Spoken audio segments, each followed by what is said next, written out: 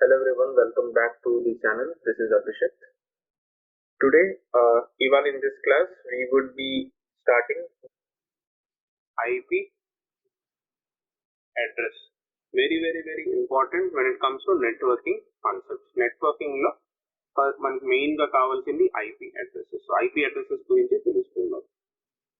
Let's again take an example. Let's say there are two houses in a street. House A, House B. ఈ మధ్య మనం villas చూస్తుంటాం కదా, అన్ని villas ఒకేలా ఉంటాయి, సేమ్ డిట్టో విల్లాస్. ఇదే same villa, let's say control C control V, మళ్ళీ ఇంకోటి control V. So same villas are there multiple places. So ఒకే స్ట్రీట్ లో దేర్ ఆర్ మల్టిపుల్ విల్లాస్ అనుకుందాం, right? So this is happening Hyderabad లాంటి places లో, వైజాగ్ లాంటి places లో ఏమవుతున్నాయి అంటే స్ట్రీట్ మొత్తం ఒకేలా ఉంటుంది basically, right? So let's say we have these villas. Now this is the road that is connecting. So ఇది ఒక road ఉంది, this is connecting the streets. So each one has connectivity to this street అన్నమాట. Now how will we identify A house ఏదండి? let's say ఒక post man వచ్చి ఒక post తీసుకొచ్చారు, ఒక letter, right? we have to send a letter to this house. ఈ house కి ఒక లెటర్ పంపించాలి, ఈ హౌస్ కి ఇంకొక లెటర్ పంపించాలి, రైట్? ఈ హౌస్ కి ఇంకో లెటర్ పంపించాలి, ఆ హౌస్ కి ఇంకో లెటర్ పంపించాలి. ఎలా పంపిస్తాం? మనకి అడ్రస్ తెలిస్తే గానీ మనం పంపించలేము. అడ్రస్ లో ఏం తెలియాలి? డోర్ నంబర్ తెలియాలి, అంతే కదా? ఒకే స్ట్రీట్ లో ఉన్నాయంటే మనకి ఆబ్వియస్ గా pin code and area code and everything street name is same, but what is different? Door number is different, right? So దీని యొక్క door number would be different, this door number is different, this door number is different. So అలానే in the same way, let's say if we have a network, మన దగ్గర ఒక network ఉందనుకుందాం. ఈ network లో let's say we have 2-3 computers, computer 1, computer 2, computer 3, 4, computer 5. Let's say there are 5 computers, A, B, C, D. A, C, D, E. Let's say there are 5 computers. Now the question is, if system A and the computer A has to talk to computer E, right? How will it communicate? Similar to the example, మనకి ఇక్కడ ఎలాగైతే door numbers ఉన్నో, right? Every computer would also get a unique, unique address, right? Door number unique కదా street లో there would be ఒక house కి ఒక door number ఉంటుంది, మళ్ళీ డోర్ నంబర్ రిపీట్ అవుతుంది, రైట్? సిమిలర్లీ ఒక యూనిక్ అడ్రస్ అనేది ఉంటుంది. This unique address of the computers or systems is called as IP address. ADDRESS, IP address. IP అంటే internet protocol, internet protocol address, IP address. ఈ IP address తెలిస్తే system A can talk to system E, system E can talk to B, B నుంచి D కి లేకపోతే B నుంచి C కి. So inter connectivity అనేది ఉంటుంది, IP అడ్రస్ లో ఉండాలి.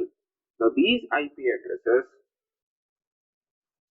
this IP address is of 2 major types. ఏంటంటవి?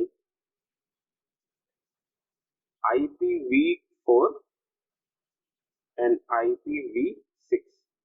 IPv4 and IPv6 addresses, right? So let's see.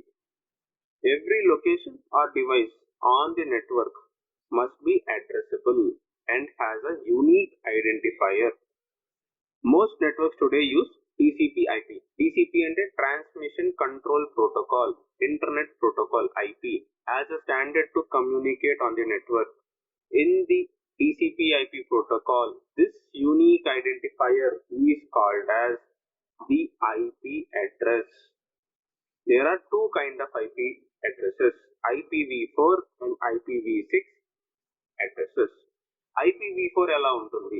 IPv4 is a 32-bit long address. Each byte or 8-bit segment of the address is divided by a period. అంటే ఏంటి 32 bits అన్నమాట. So in this entire course we would be focusing on IPv4. మనం IPv4 మీదే focus చేస్తాం. ఈ IPv4 address అనేది ఏంటి? ఒక 32-bit IP అడ్రస్. బిట్ అంటే ఏంటి? Bit is nothing but 0 or 1. 0 గానీ 1 గానీ బిట్ అంటాం. ఓకే, 32 బిట్స్ అంటే 32 ఐదర్ 32 zeros అని ఉంటాయి or 32 ones అని ఉండొచ్చు, or combination of 32 zeros and ones అని ఉండొచ్చు. 1 2 3 ఇంకోటి 4 ఎలాగైనా ఉండొచ్చు, లేకపోతే 1 1 1 1 1 అలాగైనా ఉండొచ్చు, లేకపోతే 0 1 0 1 0 1 1 0 1 1 1 0 1 1 1 అలా కూడా ఉండొచ్చు. ఇంకేమన్నారు? 32 బిట్ ఈచ్ బైట్. బైట్ అంటే ఏంటి? ఒక బైట్ అంటే 8 bits. 1 byte is equal to 8 bits. Bits అంటే ఈచ్ బైట్ అంటే 8 bits is separated by a period. Period అంటే nothing but a dot. 8 segment of the address is divided by a period and typically expressed as number 0 to 255. 0 to 255 numbers లో express చేస్తారు. అసలు ఏంటి zeros ఏంటి 255 ఏంటి? మనం ఇక్కడ బిట్స్ మాట్లాడుతున్నాం, అక్కడ 0 to 255 అలా వచ్చింది. Let's try to understand how decimal numbers, binary numbers అంటే ఏంటి. దానికోసం binary numbers to decimal numbers conversion చూడాలి మనం. సో దీన్ని రివర్స్ రాద్దాం. సో బైనరీ డెసిమల్ నంబర్స్ మన అందరికీ తెలుసు. Decimal number is nothing but 0 1 2 3 4 5 6 7 8 9 10 అలా ఇన్ఫినిటీ వరకు డెసిమల్ నంబర్స్. ఇక్కడ బైనరీ నంబర్స్. బైనరీ మీకు అర్థం కాకపోతే మళ్ళీ రాద్దాం. So this is binary numbers. So decimal number లో 0 వచ్చి బైనరీ నంబర్ లో 0, డెసిమల్ నంబర్ లో 1 వచ్చి బైనరీలో 1. ఓకే, డెసిమల్ లో 2 వస్తే 1 0. ఓకే, 1 0. డెసిమల్ లో 3 వస్తే ఈ 1 0 కి ప్లస్ 1 యాడ్ చేయాలి, అంటే బైనరీ నంబర్ 1 యాడ్ చేయాలి. 0 + 1 ఇన్ బైనరీ ఇస్ 1.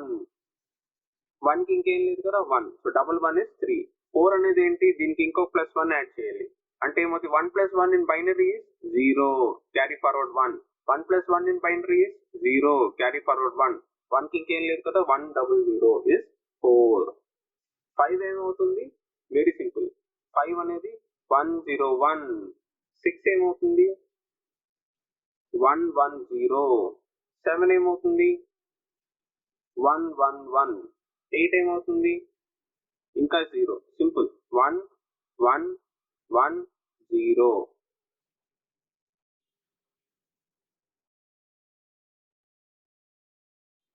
8 ఏమవుతుంది? ప్లస్ 1 యాడ్ చేయండి. 1 కి 1 యాడ్ చేస్తే 0, క్యారీ ఫార్వర్డ్ 1. 1 కి 1 యాడ్ చేస్తే 0, క్యారీ ఫార్వర్డ్ 1. 1 కి 1 యాడ్ చేస్తే 0, క్యారీ ఫార్వర్డ్ 1 1. అంటే 1 ఫాలోడ్ బై 3 zeros is 8. అలానే 9 ఏమవుతుంది? 9 is 1 0 0 1. 10 వచ్చి 1 0 1 0. 11 వచ్చి 1 0 1 1. 11 వచ్చి 1 0 1 1. 12 వచ్చి 1 1 0 0. 13 వచ్చి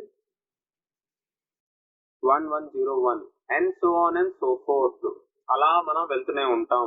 ఇప్పుడు మన IPv4 అడ్రస్ లో ఏంటది? 32 బిట్స్ కదా, 32 బిట్స్. దాన్ని ఏం చేశాడు? 8 bit dot 8 bit dot 8 bit dot 8 bit కింద డివైడ్ చేశాడు. అంటే 8 బిట్స్ అంటే ఎన్ని ఉంటాయి? 0 0 0 0 0 0 0 0. ఇది ఫస్ట్ నంబర్ అంటే 0. డెసిమల్ లో 0. నెక్స్ట్ నంబర్ ఇటు డెసిమల్ లో 1. 0 0 0 0 0 0 0 1. అర్థమవుతుందా? 2 లో ఏంటి? 0 0 0 0 0 0 1 0. 3 లో ఏంటి? నంబర్ 3 అనేది ఏంటి? 0 0 0 0 0 0 1 1. సో ఇలా మనం రాసినట్టు అలా రాసుకుంటూ వెళ్తే లాస్ట్ కి అన్ని వన్స్ వచ్చినప్పుడు 8 వన్స్ వస్తే decimal format is 255. Decimal format is 255. అంటే అన్ని వన్స్ వస్తే 255 అవుతుంది. సో ఇదే ఇప్పుడు ఐపీ అడ్రస్ ని మనం కొంచెం మార్చి చూసినట్టయితే ఈ అడ్రస్ ని మనం కొంచెం డిఫరెంట్ గా రాస్తే, so IPv4 address pure decimal format లో రాసామనుకోండి 0.0.0.0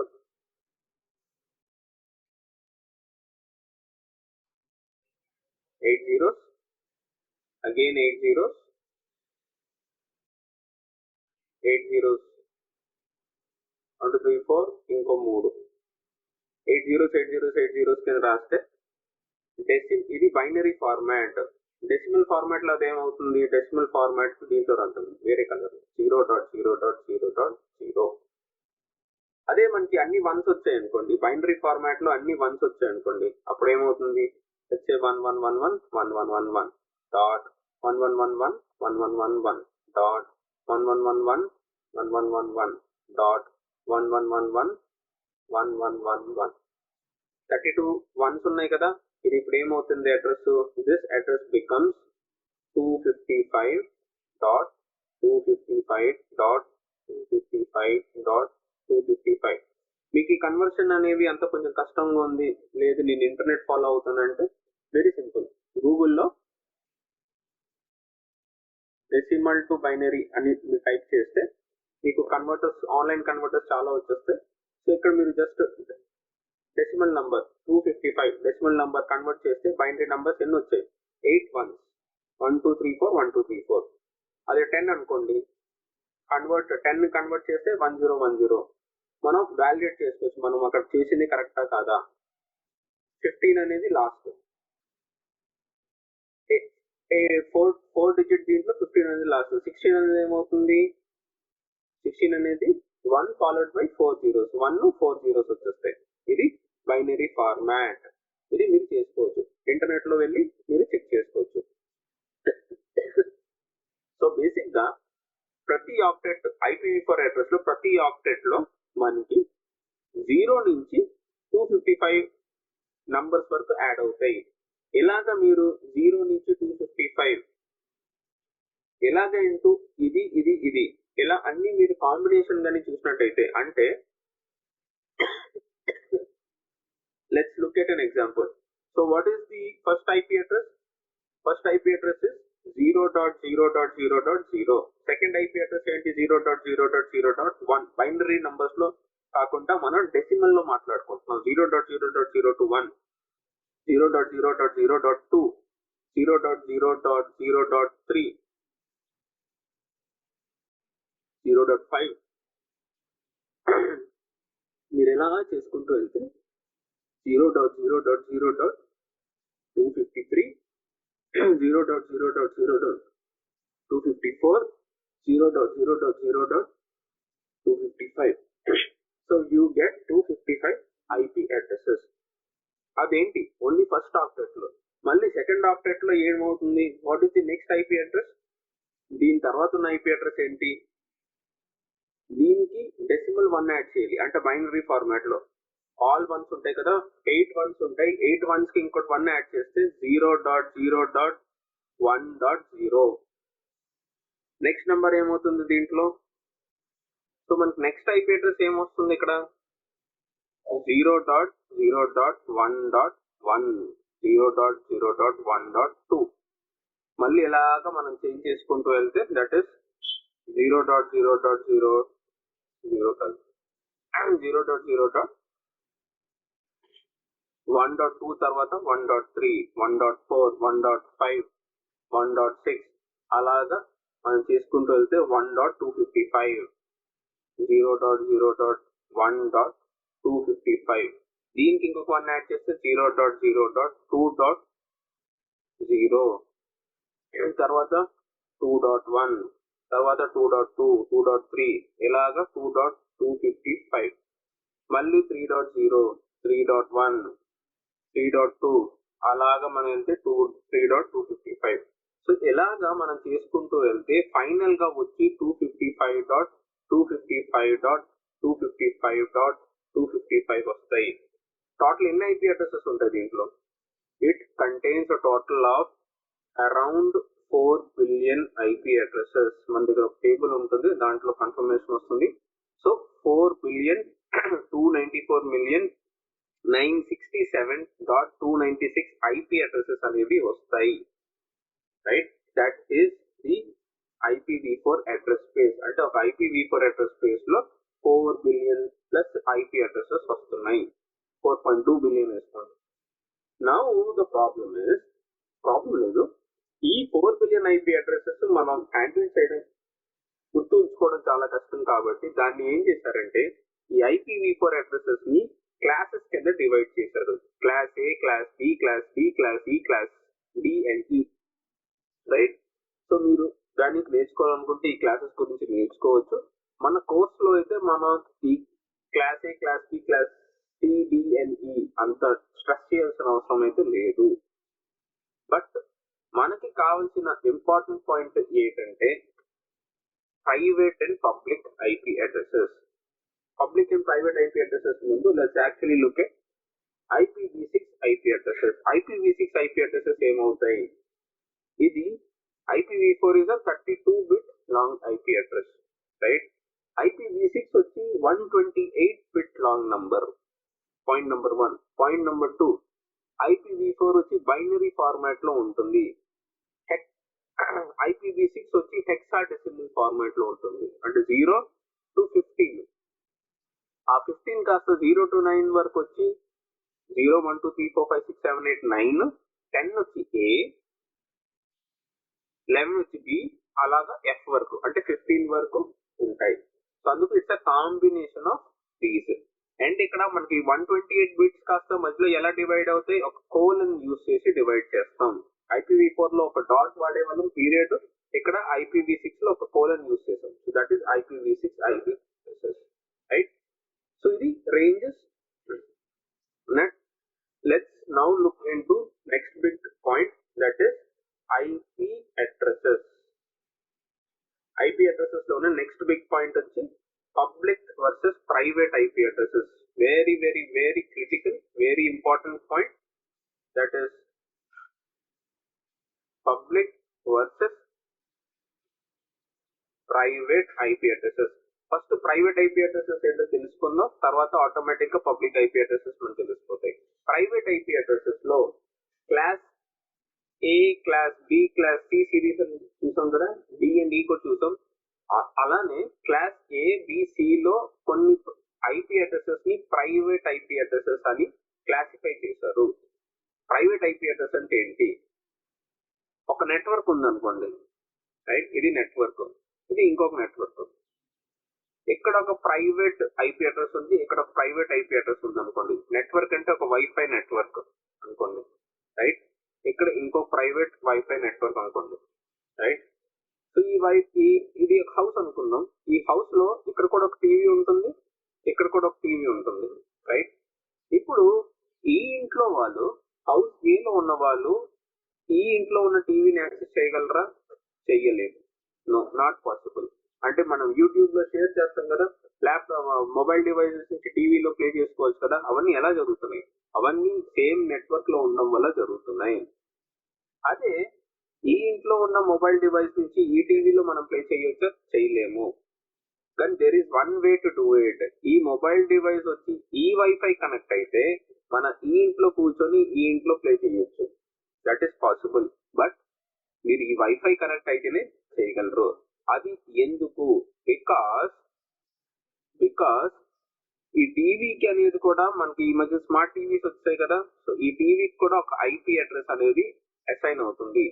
మన మొబైల్ డివైస్ వైఫై కనెక్ట్ అవుతుంది కదా, ఈ మొబైల్ డివైస్ కూడా ఐపీ అడ్రస్ కి అసైన్ అవుతుంది. ప్రైవేట్ ఐపీస్ ఉన్నప్పుడు ఏమవుతాయి అంటే సేమ్ నెట్వర్క్ లో పార్ట్ అయితేనే అవి కమ్యూనికేట్ చేయగలవు విత్ ఇన్ ఈచ్ అదర్. బయట నుంచి ఎవరు ప్రైవేట్ ఐపీని యాక్సెస్ చేయలేరు. వాళ్ళు నెట్వర్క్ కి కనెక్ట్ అయితేనే చేయగలం. వాళ్ళు నెట్వర్క్ కి కనెక్ట్ అవ్వకపోతే we will not be able to access to the IP, right? So ఇది very very very important. అదే పబ్లిక్ ఐపీ అనుకోండి, ఒక పబ్లిక్ ఐపీ అనుకోండి, అంటే ఫేస్బుక్.com మీరు ఎన్ఎస్ లుకప్ అంటే మీరు లుకప్ చేసినట్టయితే చేసి చూపిస్తాను.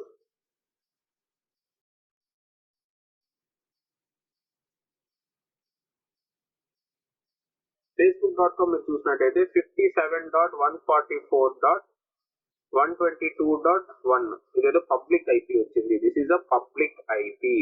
ఇది public IP. So this public IP can be access from anywhere. ఇది పబ్లిక్ ఐపీ అని మనకి ఎలా తెలుస్తుంది? ఫస్ట్ మనం ప్రైవేట్ ఐపీస్ ఎన్ని ఉన్నాయి, ఎలాగున్నాయో తెలిస్తే దాన్ని బట్టి ఆబ్వియస్ గా opposite are all public ranges. So let's actually see the private ranges first. Private range లో క్లాస్ ఏ సిరీస్ లో 10.020.0 to 10.255.255.255 is private IP range. ఇది ఒక private IP range class A series లో. క్లాస్ బి సిరీస్ లో next private range is 172.16.0.0 to 172.31.255.255. This is the second private range. Third private range ఏంటి? 192.168.0.0 to 192.168.255.255. మీరు ఇక్కడ గమనించినట్టయితే class A series లో ఈ 3 ఆక్టెట్స్ అంటే ఈ 3 బైనరీస్ ఉన్నాయా, ఈ 3 మారాయి. క్లాస్ బి లో ఓన్లీ ఈ రెండే ఎక్కువ శాతం చేంజ్ అవుతున్నాయి. ఇది కూడా చేంజ్ అయింది but not totally, only partial గా చేంజ్ అయింది. ఇది 16 to 31 వరకే. అదే క్లాస్ సి సిరీస్ లో ఓన్లీ ఈ రెండే చేంజ్ అవుతున్నాయి. Right? Why is this happening? It is to do with class A, class B, class C ఎలా డిజైన్ చేశారో దాన్ని బట్టి ఉంటుంది. క్లాస్ ఏ సిరీస్ లో ఎలా డిఫైన్ చేస్తారు అంటే ఈ ఫస్ట్ ఆక్టెట్ ఏదైతే ఉందో, ఈ ఫస్ట్ ఏదైతే ఉందో అది నెట్వర్క్ ని డిఫైన్ చేస్తుంది. మిగతాదంతా ఐపీ అడ్రస్ అంటే హోస్ట్ సర్వర్స్ కానీ డివైసెస్ కనెక్ట్ అయితే ఈ నంబర్స్ లో ఏదో ఒక నంబర్ ఇస్తుంది. That is class A series. Class B series లో ఏమవుతుంది? ఈ ఫస్ట్ ఎలాగ కాన్స్టెంట్ కానీ ఈ మిగతా ఈ రెండు ఉన్నాయా ఇవి చేంజ్ అవుతాయి. అందుకు 172 ఈ 16 నుంచి 31 వరకు ప్రైవేట్ ఐపీ అడ్రస్ కింద ఇచ్చారు. ఈ రెండు network spaces, these two are host spaces. Class C series లో ఏమవుతుంది? 3 నెట్వర్క్ స్పేస్లు అంటే 192.168 ఉందా, ఇదంతా నెట్వర్క్ స్పేస్. ఈ 3 మనకి చేంజ్ అవుతున్నాయి. So this is private ranges. మళ్ళీ ఒకసారి చూసుకుందాం. So 10.0.0.0 to 10.255.255.255 is one range. 172.16.0.0 to 172.31.255.255 ఇది ఇంకొక రేంజ్. 192.168.0.0 to 192.168.255.255 ఇది ఇంకొక రేంజ్. So these are the different ranges that we have. ఇప్పుడు మీరు ఇక్కడ గమనించినట్టయితే, మీరు ఇక్కడ చూసినట్టయితే దిస్ రేంజ్, ఈ మనకి ప్రైవేట్ రేంజ్ ఏదైతే ఉందో ఫస్ట్ 10 డాట్ సిరీస్ రేంజ్ లో we're almost all getting 1 million IP addresses. Right? 1,67,77,216 IP addresses వస్తున్నాయి. అదే క్లాస్ బి సిరీస్ లో we're only getting this many IP addresses. Class C series అంటే 192.168 series లో మనకు ఓన్లీ 65,536 IP addresses వస్తున్నాయి. Right? ఎందుకు ఈ సిరీస్ లో ఓన్లీ ఎందుకు అన్ని IP అడ్రస్ వస్తున్నాయి? సో దట్ ఈస్ 0.0 నుంచి 0.255 ఇది.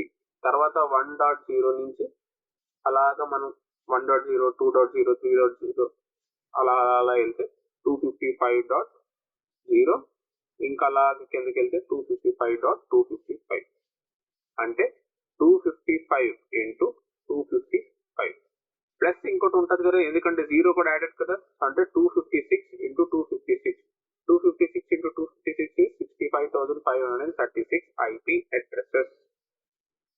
Okay, this is about private IP addresses. So ఈ 3 ranges అనేది private ranges. 10.0.255.255.255 172.16.0.0 172.31.255.255 192.168.255, 192.168.0.0, 192.168.255. ఎందుకు ఫస్ట్ చెప్పాను? All the other IP addresses, దీని పైన ఉన్న ఐపీ అడ్రసెస్, వీటికి మధ్యన ఉన్న ఐపీ అడ్రసెస్, దీనికి మధ్యన ఉన్న IP addresses, all the and దీని తర్వాత ఉన్న IP addresses, all are rest of all the IP addresses are public IP addresses. మిగిలిన ఐపీ అడ్రసెస్ అన్ని public IP addresses. Let's take some examples, మీకు ఐడియా వస్తుంది. సో 10.0.0.0, 10.0.0.10 ఇది public private? Because it is falling in 10 dot series, ఇది private, ఇది private అవుతుంది. అదే 192.169.0.33 ఇది పబ్లిక్ ప్రైవేట్? ఇది కూడా ఇది పబ్లిక్ అవుతుంది. వై పబ్లిక్ ఎందుకు అయింది?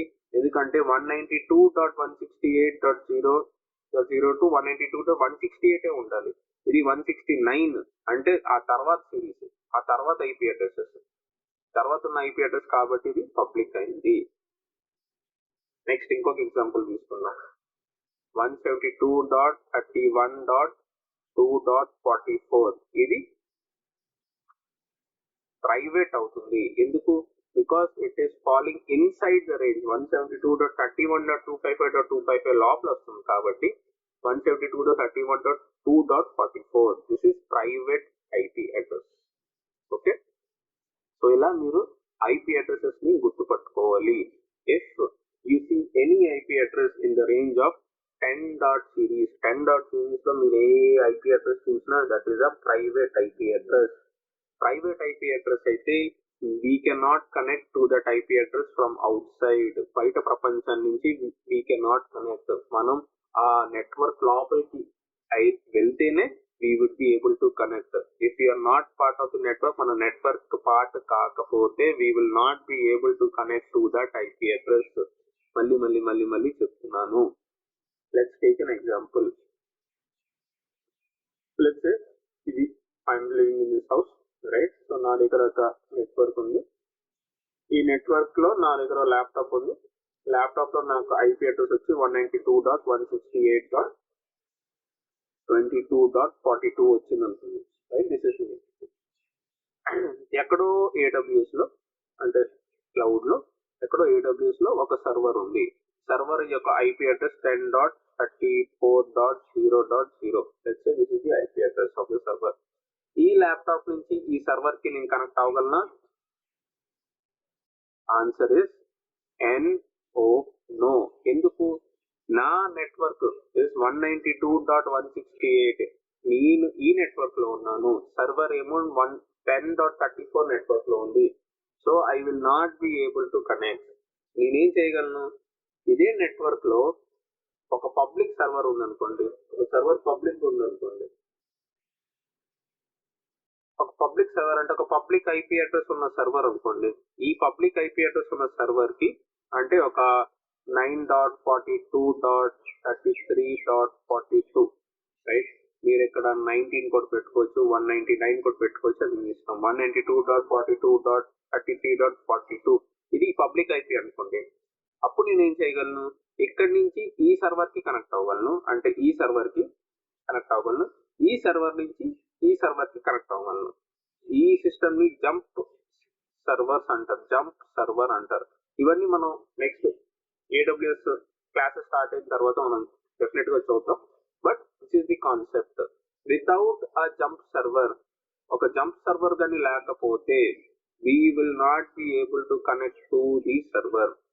జంప్ సర్వర్ కానీ లేకపోతే we will not be able to connect, మనం కనెక్ట్ అవ్వలేము.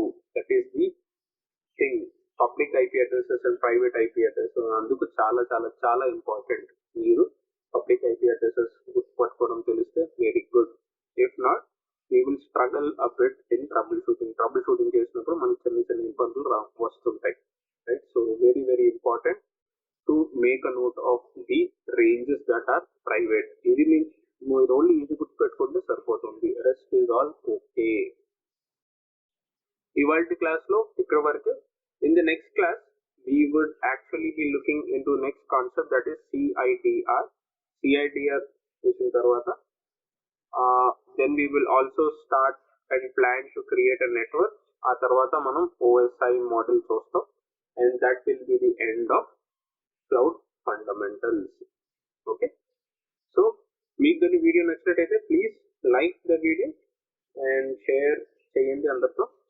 అండ్ మీరు కానీ ఛానల్కి కొత్తగా అయినట్టుంటే please subscribe to the channel.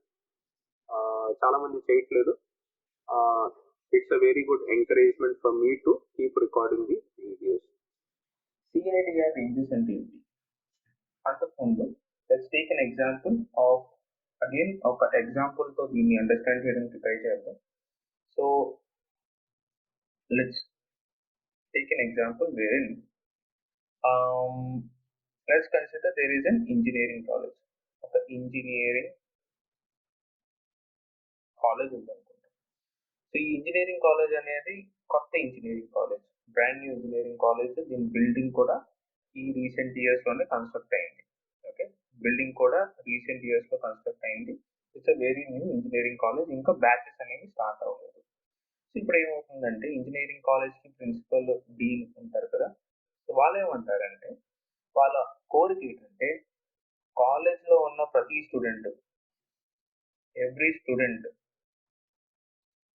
should get free Wi-Fi, including staff and all employees అనమాట. అంటే staff, teaching staff, non teaching staff, students, వాళ్ళందరికీ ఫ్రీ వైఫై అనేది యాక్సెసిబుల్గా అవ్వాలి అనేది కోరిక. Okay, so this is what the demand is. ఇప్పుడు ఏం జరుగుతుంది? So let's try to understand how this design is done. Let's say ఈ ఇంజనీరింగ్ కాలేజ్ యొక్క ప్రిన్సిపల్ ఉన్నారు కదా, ఈ ప్రిన్సిపల్ మనకే ఆ కాంటాక్ట్ ఇచ్చారనుకోండి. లెట్స్ సే అవుట్ పాఠశాల స్టూడెంట్స్కి ఈ కాంట్రాక్ట్ ఇచ్చి మీరు మా కాలేజ్ నెట్వర్క్ని డిజైన్ చేయండి అని చెప్పారనుకోండి. అప్పుడు మనం ఎలా ప్రొసీడ్ అవుతాం? ఫస్ట్ మనం అడగాల్సింది మీ కాలేజ్ స్ట్రెంగ్త్ ఎంత అని అడుగుతాం, right? Will first try to understand what is strength of the college. So అప్పుడు ప్రిన్సిపల్ ఏమంటారు? ఓకే, నా కాలేజ్లో triple ECE, civil, mechanical, CSC, IT, right? ఈ ట్రెడిషనల్ కోర్సెస్ మా కాలేజ్లో టీచ్ చేస్తాం. మేబీ ఇన్ ఫ్యూచర్ ఇంకా కొన్ని కోర్సెస్ యాడ్ అవ్వచ్చు, but as of now this is the thing అనమాట. ఓకే, సో ఈ కోర్సెస్ అనేవి స్టార్ట్ అవుతాయి. నెక్స్ట్ ఆయన చెప్పిన ఇన్పుట్ ఏంటి? ఈచ్ బ్యాచ్లో 2 సెక్షన్లు ఉంటాయి. నేను 240 స్టూడెంట్స్ ఈచ్ బ్యాచ్లో ఎక్స్పెక్ట్ చేస్తాను. అంటే ఫస్ట్ ఇయర్లో 240, 3Bలో 240, 240, 240, 240, 240. ఇప్పుడు ఈ 240 అనేది డెఫినెట్గా ఫిల్ అవుతుందన్న గ్యారంటీ లేదు, కానీ మేబీ ఫిల్ అవ్వచ్చు. సో మనం నెట్వర్క్ని ఎప్పుడు డిజైన్ చేస్తున్నప్పుడు, right? So whenever we're designing a network we should take or consider the maximum number of devices that can connect. ఎప్పుడు మినిమం ఆలోచించుకుంటే మ్యాక్సిమం నంబర్ ఆఫ్ డివైజెస్ ఎన్ని అనేది ఆలోచించుకొని we should always go forward. So ఇది first year. ఇప్పుడు first year వాళ్ళు second ఇయర్కి వెళ్ళినప్పుడు వీళ్ళే మళ్ళీ 240 మెంబర్స్ వెళ్తారు కదా. ఎలాగా డీటెయిల్ సిస్టమ్ ఉండదు కదా, క్రెడిట్ సిస్టమే కాబట్టి యూ ఆల్వేస్ గో ఫ్రెష్గా 240 మెంబర్స్ కొత్త బ్యాచ్ వస్తుంది. సో ఇప్పుడు ఇంకా 240, 240, 240, 240 మెంబర్స్ వచ్చారు. అలాగా మనకి థర్డ్ ఇయర్, ఫోర్త్ ఇయర్ కూడా వచ్చారు, రైట్? సో అలా మనకి third year and fourth year కూడా వస్తారు. ఇక్కడ ఏమవుతుంది? So let's try to calculate. So ఇది ఎంత? 240 into 1, 2, 3, 4, 5, 6, 6. 240 into 6, 1440. 1440 ఎన్ని ఇయర్స్ ఉన్నాయి? 4 ఇయర్స్. అంటే ఇంటూ 4, 6, 0 అంటే 5760 మొబైల్ డివైజెస్, 5760 డివైజెస్ ఉంటాయి. నా ఫ్రీ వైఫై అంటే ఆబ్వియస్గా కాలేజెస్లో మొబైల్ డివైజెస్ తీసుకొస్తారు, ల్యాప్టాప్స్ కూడా తీసుకోవచ్చు. So let's consider every person brings 2 devices అంటే ఇంటూ 2 అగైన్, రైట్? సో దీన్ని ఇంటూ 2 చేస్తే ఎంత అయింది? 11,520 అయింది. ఓకే, క్లియరా? 11,520 డివైజెస్. Okay, excellent. ఇక్కడ ఏమైంది, ఇప్పుడు ఈ గ్రూప్స్ యొక్క హెచ్ఓడిస్ ఉన్నారా, వాళ్ళు ఏమంటారు, I don't want to share the network with other branches. మాకంటూ ఒక సెపరేట్ నెట్వర్క్ కావాలి, మేము మా రౌటర్ని వేరే వాళ్ళతో షేర్ చేయము, వాళ్ళు ఎక్కువ యూజ్ చేస్తారు, మాకు స్పీడ్ తగ్గిపోతుంది. సో అలాంటి భేదభావాలు ఉండడం వల్ల వాళ్ళు డిమాండ్ ఏం పెడతారు, ఐ వాంట్ సెపరేట్ రౌటర్, నాకు నా పర్సనల్ ఇది కావాలి, I don't want to share it with others. Principal ఏమంటారు, ప్రతి ఒక్కరికి individual internet connection, internet bill అయితే నేను కట్టను, కాలేజ్ మొత్తం ఒకటే వస్తుంది. వాళ్ళు మన క్లౌడ్ పాఠశాల టీంకి ఏమంటారు, మీరే డిజైన్ చేయండి, every one should have their own network space, అంటే వీళ్ళకి ఒక నెట్వర్క్ స్పేస్, వీళ్ళకి ఒక నెట్వర్క్ స్పేస్, వీళ్ళకి ఒక నెట్వర్క్ స్పేస్ సెపరేట్ గా ఉండాలి, కలిసి అయితే ఉండకూడదు.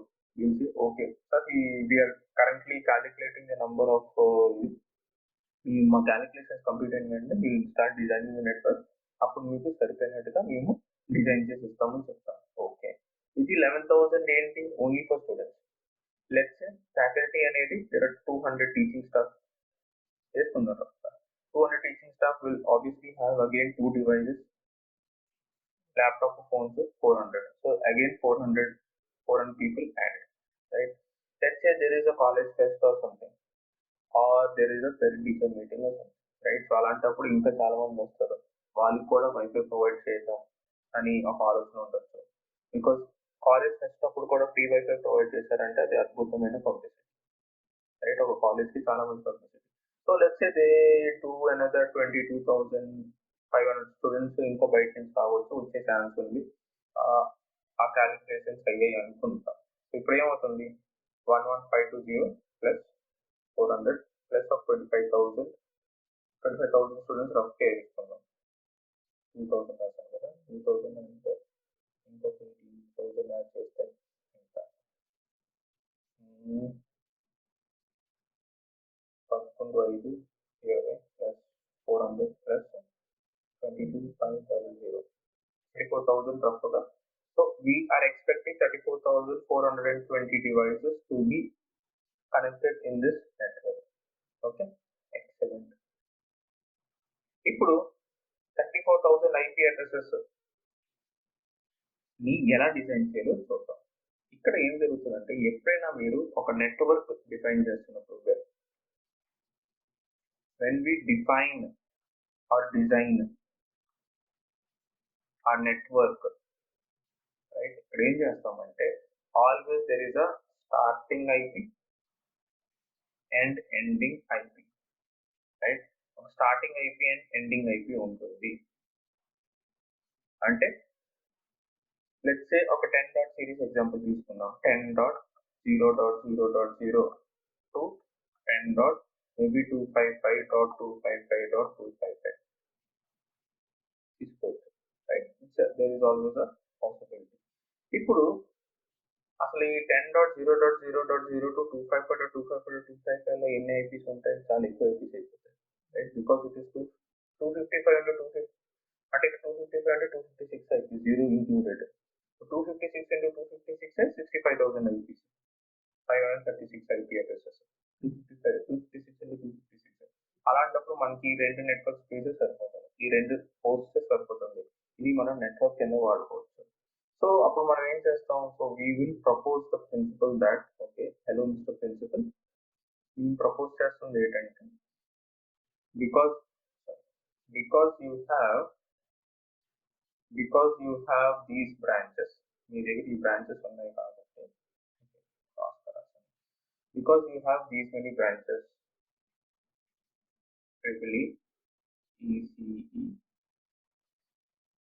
Civil, mechanical, CSE, IT, 1, 2, 3, 4, 5, 6. And because we have 6 branches, so what we are thinking is, ma level paranga maximum number of IP addresses that came is around 34,420, right? Me requirement in that. But what we are planning to do is, let's go with 65,536 IP addresses for your college. Each IP addresses అనేది range of 10.0.0.0 to 10.0.255.255 ఉంటుంది, right? అంటే 10.0.0.0 నుంచి 10.0.25 దాకా మీ network range. ఇప్పుడు మీ mechanical మీ HODs యొక్క demand ఏంటంటే వాళ్ళకి separate network spaces కావాలి కాబట్టి మేము ఏం చేస్తామంటే ఈ పెద్ద నెట్వర్క్ ని స్మాల్ నెట్వర్క్స్ కింద డివైడ్ చేసి వాళ్ళకి ఇచ్చేస్తాము. సో కి 10.0.0.0 టు 10.0.0.0.255 ఇది మీ ఫస్ట్ ఇయర్ కి ఇస్తాను. ఫస్ట్ ఇయర్ కి దీంట్లో మీకు 256 ఐపీస్ వస్తాయి. ఈ సెకండ్ ఇయర్ కి 10.0.1.0 10.0.1.0 to 10.0.1.255 ఇది మీరు సెకండ్ ఇయర్ కి ఇచ్చేయండి. దీంట్లో కూడా మీకు 256 ఐపీస్ వస్తాయి. ఈ థర్డ్ ఇయర్ ఫోర్త్ ఇయర్ కి 10.0.2.0 10.0.2.255 ఇది మీరు థర్డ్ ఇయర్ కి ఇవ్వండి. 10.0.3.0 ఇది మీరు ఫోర్త్ ఇయర్ కి అలోకేట్ చేయండి, కేటాయించండి. నెక్స్ట్ ఈసీఈకి వస్తుంది. ఈసీఈకి వచ్చినప్పుడు మీరు ఏం చేస్తారు? 10.0.4.0 to 10.0.4.255 ఇది ఫస్ట్ ఇయర్. అర్థమవుతుందా? 10.0.5.0 10.0.5.0 to 10.0.5.255 సెకండ్ ఇయర్. ఇలాగా ఒక రిపోర్ట్ రాసుకుంటూ వచ్చారు. రైట్? ఈ రిపోర్ట్ రాస్తున్నప్పుడు ఏమైందంటే ప్రతిసారికి నెట్వర్క్ రేంజ్ బ్యాలెన్స్ వస్తాయి. Starting IP and ending IP, starting IP ending IP, starting IP ending IP. ఆ రిపోర్ట్ ఒక 2 పేజ్ రిపోర్ట్ కాస్త 20 పేజ్ రిపోర్ట్ కాస్త కనిపిస్తుంది. సో దీనికి ఇప్పుడు ఏం చేస్తే బాగుంటుంది? సో ఈ నెట్వర్క్ రేంజ్ ఏదైతే ఉందో దీన్ని రీప్రజెంట్ చేయడానికి there is a concept called as CIDR.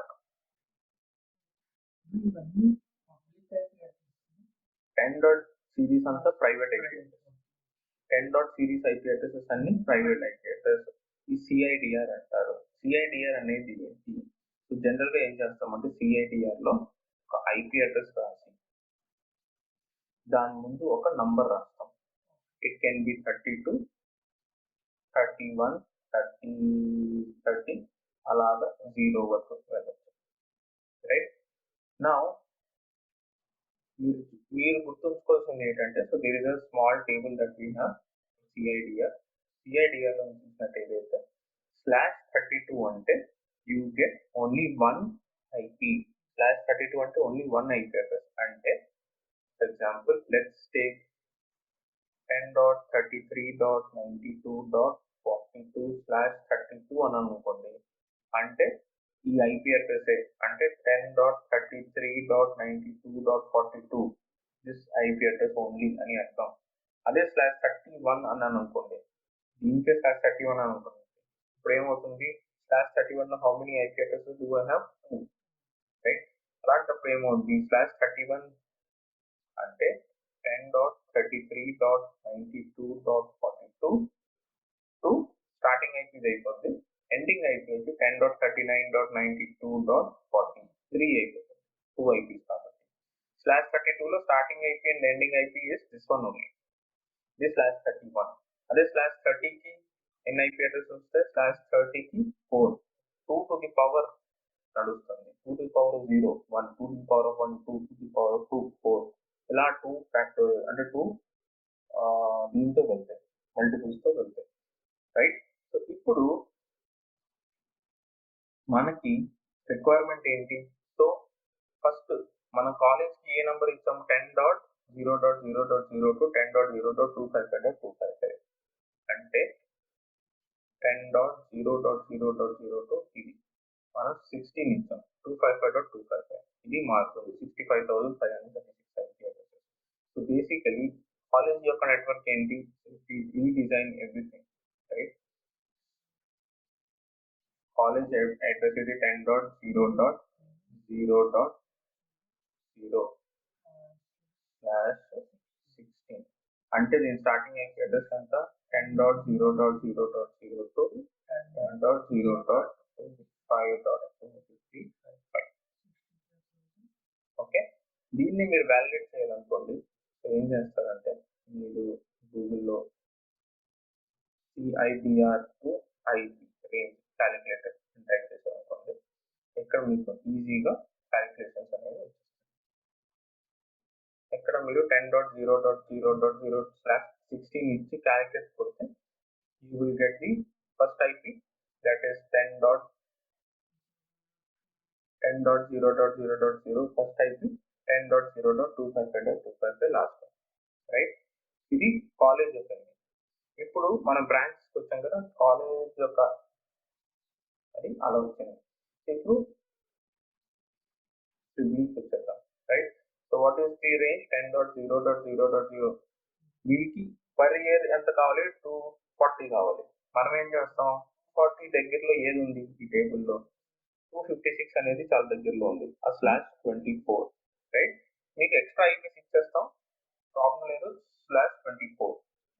Next ఏంటి 10.0.1.0/24, 10.0.2.0/24. వేరే బ్రాంచెస్ ఇప్పుడు ఈజీ, రైట్. ఇక్కడ మీరు చూసినట్టయితే ఇక్కడ మనం మొత్తం ఐపీ రేంజెస్ రాయాల్సి వచ్చింది, రైట్. ఎంటైర్ ఐపీ రేంజ్ రాయాల్సి వచ్చింది.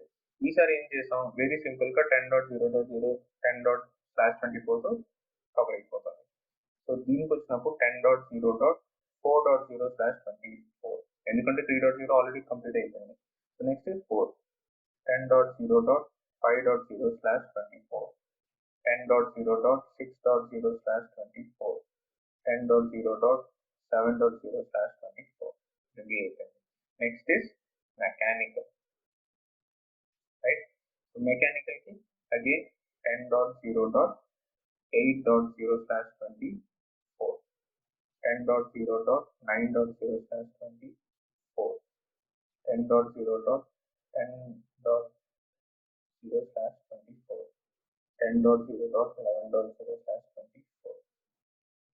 నెక్స్ట్ మెకానికల్ తర్వాత మన civil, CSC, IT. But you understand how to print, right. ఇప్పుడు మనం చేసిన ప్రాసెస్ ని ఈ పెద్ద నెట్వర్క్ నుంచి అంటే 10.0.0./16 ఈ పెద్ద నెట్వర్క్ నుంచి we actually created smaller networks, right. దీని నుంచి we created these smaller networks, చిన్న నెట్వర్క్ ని క్రియేట్ చేసాం, right. all these small networks are called as sub networks.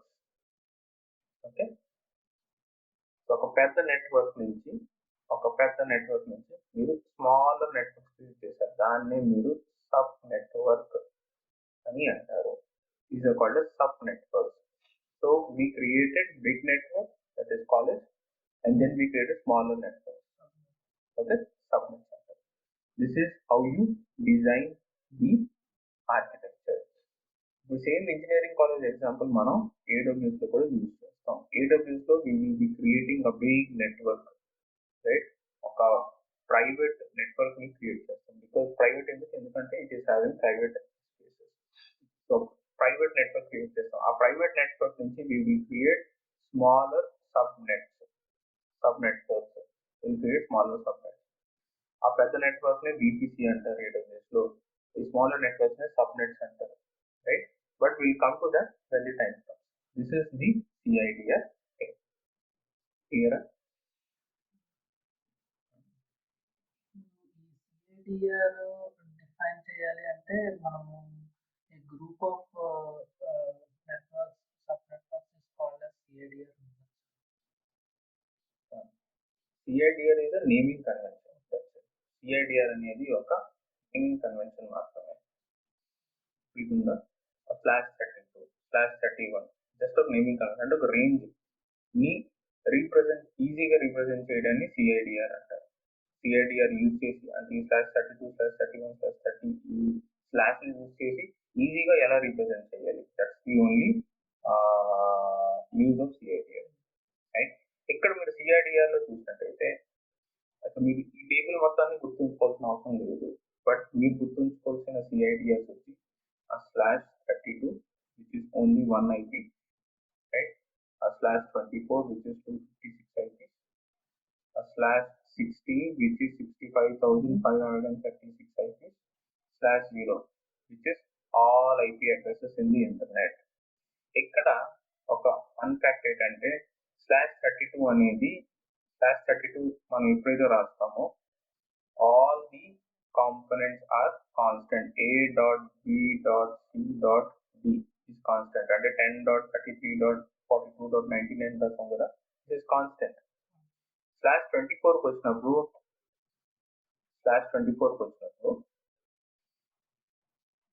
A dot B dot C is constant, D అనేది 0 అయిపోతుంది. అంటే 0 నుంచి 255 వరకు స్కోప్ ఉంది, రైట్? దీనికి స్కోప్ ఉంది. /16 వచ్చినప్పుడు ఏమవుతుంది? A dot B కాన్స్టెంట్ 0.0, అంటే ఇక్కడ 255 వరకు వెళ్ళే స్కోప్ ఉంది, ఇక్కడ 255 వరకు వెళ్ళే స్కోప్ ఉంది. /0 ముందు ఒక /8 కూడా ఉంటుంది. /8 లో A is constant 0.0.0, అంటే ఇక్కడ 255 వరకు వెళ్ళే స్కోప్ ఉంది, ఇక్కడ 255 వరకు వెళ్ళే స్కోప్ ఉంది, ఇక్కడ 255 వరకు వెళ్ళే స్కోప్ ఉంది. But we generally would not be using /8 series in AWS, so మనకు అది అవసరం లేదు. /0 వచ్చినప్పుడు 10 కాదు, /0 వచ్చినప్పుడు 0.0.0.0 all IP addresses స్కోప్ ఉంది. దట్స్ వై /0.0.0 లో ఎన్ని IP addresses ఉన్నాయి? 4,294,967,296 IP addresses. అంటే ఇంటర్నెట్ IPv4 లో ఉన్న ఆల్ IP addresses ఈ /0.0.0/0 నెట్వర్క్ లో ఉంటాయి. దీన్నే ఇంటర్నెట్ అని కూడా అంటాము. ఇప్పుడు నుంచి AWS మన క్లాసెస్ లో ఎప్పుడైనా ఇంటర్నెట్ ని డిఫైన్ చేయాలనుకుంటే ఇలా క్లౌడ్ GCC దాంట్లో CIDR అంటే this means nothing but internet. Internet అంటే మన ప్రపంచంలో ఉన్న వరల్డ్ వైడ్ వెబ్ ఇంటర్నెట్ మొత్తం. IPv4 లో ఇంటర్నెట్ ని 0.0.0/0 అనే దాంతో రీప్రజెంట్ చేస్తాం. Very very very very very important concept. Okay, ఇది అయిపోయింది. నెక్స్ట్ మనం సిఐడిఆర్స్ క్లియర్ కదా. సో ఒక నెట్వర్క్ ని ఎలా డిజైన్ చేయాలో మనం చూసాం, right? So first information gathering అసలు ఏంటి, ఒక కాలేజ్ ఎగ్జాంపుల్ తీసుకుంటే అసలు వాళ్ళ రిక్వైర్మెంట్ ఏంటి, వాళ్ళ రిక్వైర్మెంట్ తగ్గట్టు మనం ఎలా క్రియేట్ చేయగలం, how can we create the network based upon their requirement. That is number 1. Next what we saw is how to divide that network into smaller networks. Sub networks ఎలా create చేయాలో చూసాం, right? Sub networks create అయిన తర్వాత then we saw CIDR ranges create చేస్తున్నప్పుడు ఆ CIDR ranges లో important CIDRs చూసాం. ఆ ఇంపార్టెంట్ CIDRs నుంచి /0.0.0.0/0 అంటే ఇంటర్నెట్ ఎలా వచ్చిందో కూడా చూసాం, right? So this is how it is defined. Next concept వచ్చి నెట్వర్క్ అడ్రస్. సో ఇది సబ్నెటింగ్, అండర్స్టాండింగ్ CIDRs. సో ఒక CIDR ని ఎలా డిజైన్ చేయాలో అదే సేమ్ స్లైడ్స్ లో ఉంది. Next concept, let's look into that again with an example అర్థం చేసుకుందాం. NAT. Next concept is NAT, network address translation. Network address translator or translation, right? What is that? Example లో చూసుకుందాం. Let's say there is a house, right? House లో ఆబ్వియస్గా ఒక wifi ఉంది. ఈ వైఫైలో ఒక మనిషి ఉన్నాడు, రైట్? ఆ మనిషి దగ్గర మొబైల్ డివైస్ ఉంది, ఒక ల్యాప్టాప్ ఉంది. ఓకే, సో ఈ వైఫై కాబట్టి so what is happening, this WiFi will have a range, right? So ఇది ఈ వైఫై రేంజ్. ఓకే, ఇంట్లో టీవీ కూడా ఉందనుకుందాం. So how many devices are connected to this router? 1 2 3. Okay, ఇది వైఫై. నౌ లెట్స్ సే ఈ laptop నుంచి connect అయ్యి laptop నుంచి facebook.com facebook.com యాక్సెస్ చేస్తాను. What is the IP address of facebook.com? మనం లాస్ట్ క్లాస్ చూసాం. Let's again try.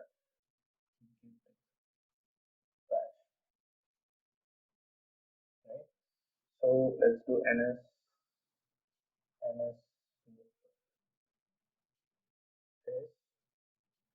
facebook.com. మనకి IP address ఏమొచ్చింది? 157.240.198. something. Is this public IP or private IP? This is a public IP. ఇది public IP. Excellent. Public IP అంటే ఎక్కడ ఉంది? Internet లో ఉంది. ఇంటర్నెట్ లో అంటే 0.0.0.0.0లో ఒక పబ్లిక్ ఐపీ అనేది 157. ఇది కూడా ఇంటర్నెట్ లో స్పేస్ 10. something కూడా. కానీ ప్రాబ్లం ఏంటి? ప్రైవేట్ ఐపీ అడ్రసెస్ ని మనం డైరెక్ట్ గా రీచ్ అవ్వలేము కదా. బయట ఇంటర్నెట్ నుంచి we can't directly reach the private address. Let's see. So ఇక్కడ ఏమవుతుంది? ఫేస్బుక్ అనేది యాక్సెస్ చేస్తాం. సో ఈ ల్యాప్టాప్ నుంచి ఫేస్బుక్ ఈ ఐపీ అడ్రస్ కి ఒక రిక్వెస్ట్ వెళ్ళింది, రైట్? బాగానే ఉంది. ఫేస్బుక్ పబ్లిక్ ఐపీ కాబట్టి మనం ఈ ప్రైవేట్ నెట్వర్క్ నుంచి పబ్లిక్ ఐపీ వరకు వెళ్ళిపోయాము. బట్ పబ్లిక్ ఐపీ నుంచి రెస్పాన్స్ ఎప్పుడైతే వస్తుందో, when the response is coming back, response వస్తున్నప్పుడు అది ఎక్కడ పంపిస్తుంది? ప్రైవేట్ ఐపీ అడ్రస్ పంపించాలి. ఎందుకంటే ఈ ల్యాప్టాప్ కి ఐపీ అడ్రస్ ఏమొస్తుంది? What is the IP address that I get on the laptop? IP CONFIG. ఇది చూసినట్టయితే IP address that I'm getting from the WiFi LAN adapter is 192.168.29.45. ఇది నా ఐపీ అడ్రస్, రైట్? ఈ ల్యాప్టాప్ యొక్క IP address the IP address of the laptop. అలాంటప్పుడు how will I be able to connect? 192.168 is a private IP address. This is a public IP address. So ఒక public server ఒక private server direct reach అవుతుందా? అవ్వలేదు. It's not possible కదా, అవ్వలేదు. అలాంటప్పుడు మరి internet ఎలా పనిచేస్తుంది? There should be someone who is translates or who is providing a public IP. Because response అనేది పబ్లిక్ ఐపీకే వస్తుంది, ప్రైవేట్ ఐపీకి డైరెక్ట్ గా రెస్పాన్స్ అనేది రాదు. ఎప్పుడు వస్తుంది? మీరు ఈ నెట్వర్క్ లోపల దూరిపోయి రెస్పాన్స్ పంపిస్తే ఈజీగా వెళ్ళిపోతుంది. బట్ బయట ప్రపంచం నుంచి లోపలికి రావడం జరగదు, right? For that purpose you need something in between. That in between something is called as NAT. Network Address Translation. NAT stands for Network Address Translation. It's a way to map multiple local private IP addresses, multiple local private IP addresses. అన్నిటికీ ఒక private IP address కూడా వస్తుంది. Multiple local private IP addresses to a public one.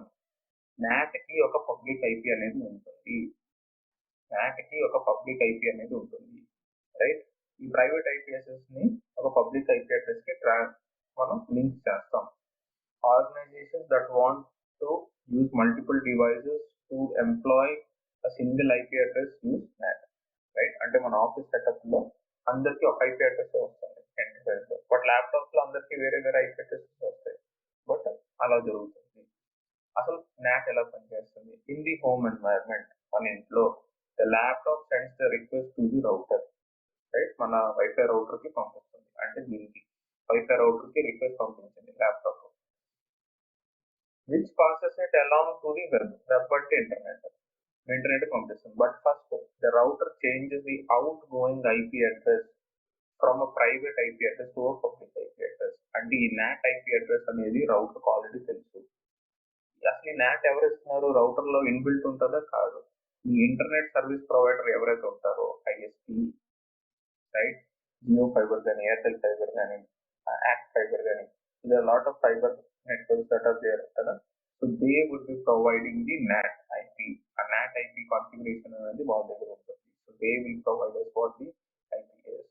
So if the packet keeps a private IP address, then receiving server won't know where to send the information back to, right? By using NAT, the information will make it back to the laptop using the router's public IP address. Router యొక్క public IP address అంటే ఏంటి? NAT IP, right? Not the laptop private IP address. So అలా జరుగుతుంది. So this is how the entire network address transmission is working. This is a very important concept. ఇప్పుడు so దీన్ని simplify చేయాలనుకోండి, very simple గా simplify చేయాలంటే ఏంటి, ఒక private network ఉందనుకోండి, if it wants to connect to the internet, right? Let's take an example of /16 అనుకుందాం. This is a private network. Let's say this wants to connect to the internet, right? When it tries to connect to the internet, it will not be able to connect directly. It needs something in between. మధ్యలో ఏదో కావాలి, ఆ మధ్యలో ఏదో దాన్ని NAT అంటారు. NAT కి ఒక పబ్లిక్ ఐపీ ఉంటుంది. ఈ ప్రైవేట్ రేంజ్ కదా 10 సిరీస్ అంటే ప్రైవేట్ రేంజ్, పబ్లిక్ ఐపీ ఉంటుంది.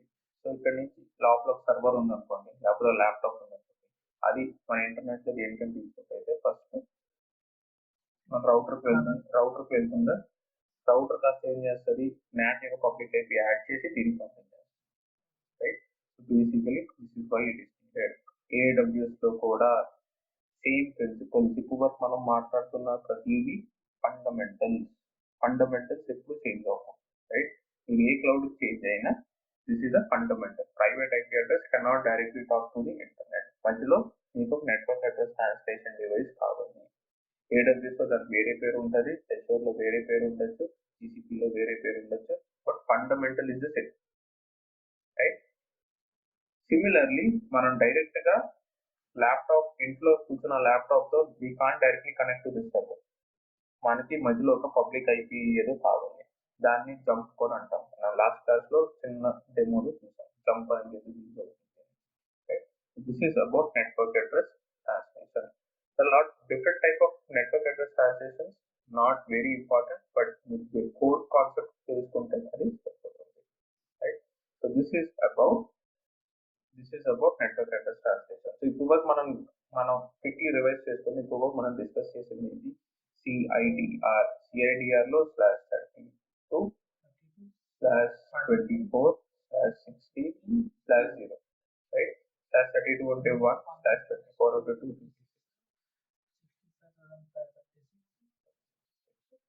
And all of the addresses in the address. This is CIDR. CIDR నుంచి మనం నెట్వర్క్ డిజైన్ చేసాం, నెట్వర్క్ నుంచి సబ్ నెట్వర్క్ ని డిజైన్ చేసాం. This is here. Then we saw network address translation, that is the second concept, right? In the next class, we would be looking into OSI model. OSI model లో general గా 7 layers ఉంటాయి, and we'll discuss about all 7 layers in detail. Okay, so ఇప్పుడు మీరు video చూసినట్లయితే మీకు examples నచ్చినట్లయితే, teaching style నచ్చినట్లయితే please like, share, subscribe. Comments లో డెఫినెట్ గా తెలియజేయండి. If there is anything that can be improve, we would definitely try to improve. మనం క్లాసెస్ లో ఇంకా ఇంప్రూవ్ చేసి క్లాసెస్ చెప్పచ్చు. సో మీ వాల్యుబుల్ ఫీడ్బ్యాక్ ని మాత్రం ప్లీజ్ కామెంట్స్ లో తెలియజేయండి. And please stay tuned for the next video. We will come back soon. Today's class లో మనం OSI మోడల్ అంటే 7 layer OSI మోడల్ ని కొంచెం ఇన్ డెప్త్ గా let's try to understand. So OSI మోడల్లో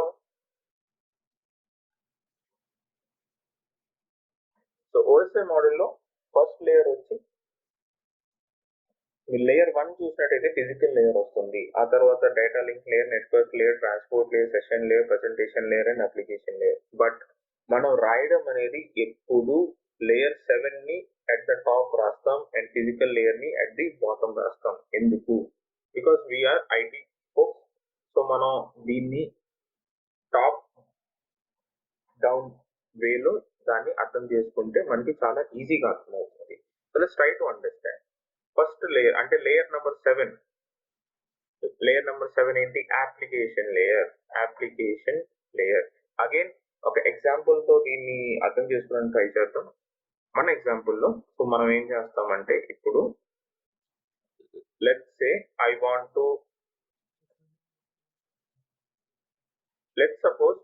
టేక్ ఎన్ ఎగ్జాంపుల్. ఈ example లో మనం ఫేస్బుక్ ని యాక్సెస్ చేయడానికి ట్రై చేద్దాం. So let's go here and let's say facebook.com. ఈ facebook.com ని నేను ఓపెన్ చేయడానికి ఒక బ్రౌజర్ని వాడాను. This browser is nothing but Edge. ఆ ఎడ్జ్ బ్రౌజరే నేను వాడిన Edge or Chrome browser is nothing but the application. ఇక్కడ ఈ అప్లికేషన్ లేయర్లో ఏం జరుగుతుందంటే మనం యూజ్ చేసే అప్లికేషన్స్ బట్టి మనం ఏ ప్రోటోకాల్ అనేది యూజ్ చేస్తాం అనేది డిఫైన్ అవుతుంది ఆర్ డిసైడ్ అవుతుంది. అంటే ఇప్పుడు మీ గూగుల్ క్రోమ్లో ఒక facebook.com ని ఓపెన్ చేశాను అనుకోండి, facebook.com. దాని ప్రోటోకాల్ వచ్చి HTTPS ప్రోటోకాల్. సో అది మీకు ఎలా తెలుస్తుంది? సో మీరు ఇక్కడ చూసినట్టయితే HTTPS facebook.com అని వచ్చింది. ఇది HTTPS ప్రోటోకాల్.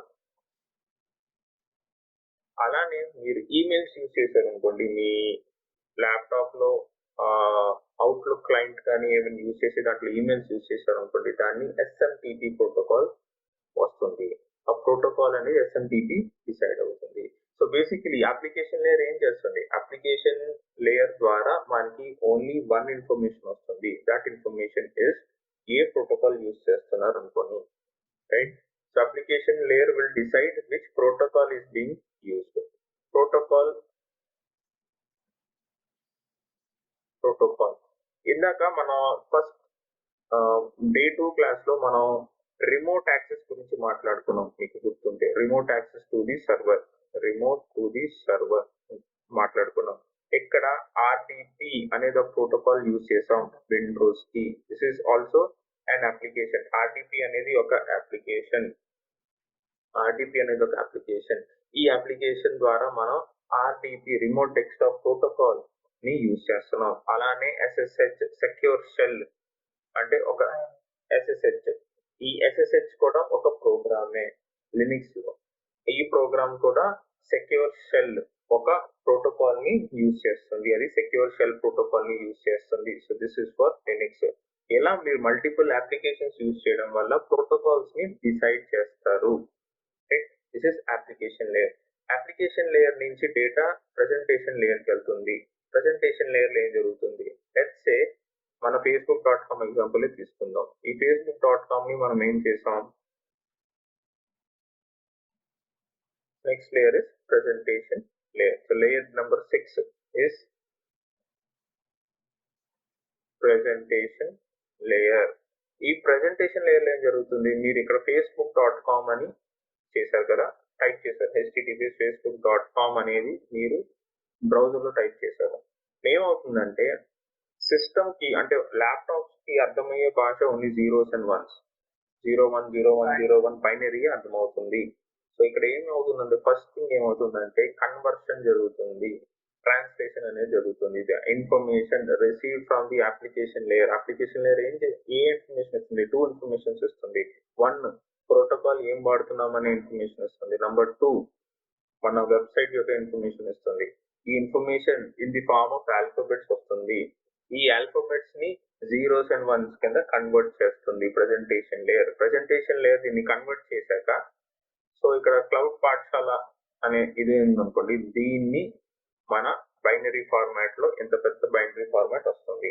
ఈ బైనరీ ఫార్మాట్ లో ఇక్కడ చాలా పెద్ద స్ట్రింగ్ వచ్చింది. మీరు చూసినట్టయితే 100000 3 ones 4 zeros 11011 6 7 zeros 1 మళ్ళీ 6 zeros మళ్ళీ 11 ఇంకా అలా ఎక్స్టెండ్ అవుతూ ఉంటుంది.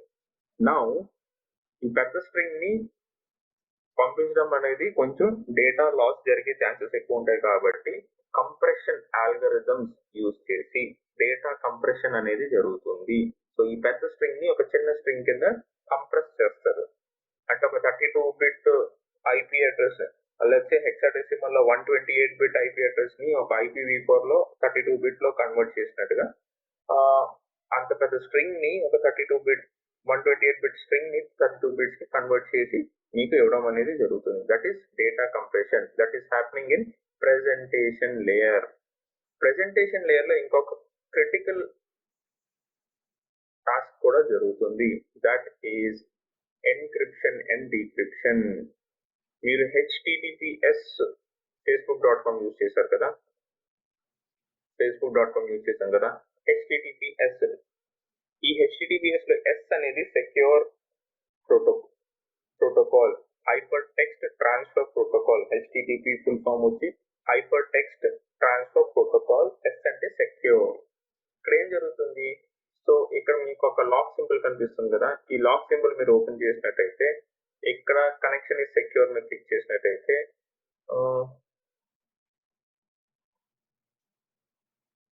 ఇక్కడ మీ సర్టిఫికేట్ మీద క్లిక్ చేసినట్టయితే ఇక్కడ మీకు సర్టిఫికేట్ డీటెయిల్స్ వస్తుంది. ఇది certificate hash SHA-256 finger print ఇది. సో ఇది సర్టిఫికేట్ హ్యాష్, ఇది పబ్లిక్ కీ బేసికలీ. సో ఈ డీటెయిల్స్ యూజ్ చేసి, ఈ పబ్లిక్ కీ యూజ్ చేసి నా బ్రౌజర్ ఏం చేస్తుంది, నేను ఫేస్బుక్ లో ఇప్పుడు యూజర్ నేమ్ పాస్వర్డ్ ఏదైతే ఎంటర్ చేస్తానో ఆ యూజర్ నేమ్ పాస్వర్డ్ ఎంటర్ చేసి పంపిస్తానో ఆ డీటెయిల్స్ మొత్తాన్ని ఎన్క్రిప్ట్ చేసి పంపిస్తుంది. సో బేసికలీ ప్రెజెంటేషన్ లేయర్ లో ఎన్క్రిప్షన్ అండ్ డీక్రిప్షన్ జరుగుతుంది. డీక్రిప్షన్ ఎక్కడ జరుగుతుంది, రెస్పాన్స్ వస్తుంది కదా, రెస్పాన్స్ కూడా ఎన్క్రిప్టెడ్ వేలో వస్తుంది, దాన్ని డీక్రిప్ట్ చేయడం అంటారు, రైట్. సో ఈ ఎన్క్రిప్షన్ అనేది ప్రెజెంటేషన్ లేయర్ లో జరుగుతుంది. అది ఎప్పుడు అవుతుంది, if you're only using HTTPS. మీరు కానీ HTTP ప్రోటోకాల్ యూజ్ చేశారు అనుకోండి, HTTP లోకల్ హోస్ట్ అదే యూజ్ చేశారు అనుకోండి, this is not using secure. అందుకోసం దీంట్లో ఎన్క్రిప్షన్ అండ్ డీక్రిప్షన్ స్టెప్ అనేది జరగదు. But if it is using, it will use the encryption decryption. So presentation layer లో 3 important things happening. Application layer నుంచి data తీసుకుంటుంది, ఆ ఇన్ఫర్మేషన్ లో 2 ఇంపార్టెంట్ పాయింట్స్ ఉంటాయి. One is the protocol, the other is the host. A website URL అయితే ఆ website, అది data compression జరిగి అది ట్రాన్స్లేషన్ జరిగి ఆ facebook.com అనేది 0s and 1s కింద మారిపోతుంది. చాలా పెద్ద స్ట్రింగ్ వస్తుంది. ఆ పెద్ద స్ట్రింగ్ ని మళ్ళీ డేటా కంప్రెషన్ టెక్నిక్స్ యూజ్ చేసి చిన్న స్ట్రింగ్ కింద కన్వర్ట్ చేస్తారు. దాన్ని మళ్ళీ ఎన్క్రిప్షన్ అండ్ డీక్రిప్షన్ యూజ్ చేసి ఎన్క్రిప్ట్ ఆర్ డీక్రిప్ట్ జరుగుతుంది ప్రెజెంటేషన్ లేయర్. ప్రెజెంటేషన్ లేయర్ నుంచి నెక్స్ట్ లేయర్ వచ్చి session layer. So layer number 5 is session layer.